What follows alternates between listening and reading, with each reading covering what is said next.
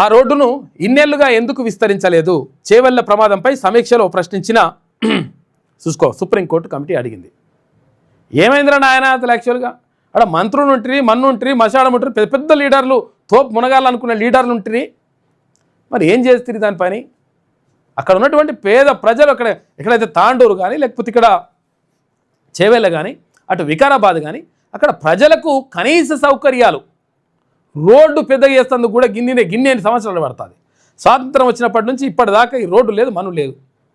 చిన్న 2 బండ్లు పోతే, ఒక బండి అటు పోతే ఒక బండి ఇటు వస్తే కథం. ఇక ఓ సైడ్ కొట్టుకుని వద్దాం అనుకుంటే ఇక్కడ నుంచి ఒక బండి వస్తే గుద్దుడే, ఇంకేముండదు ఇక్కడ. ఆగమాగం జగన్నాథం.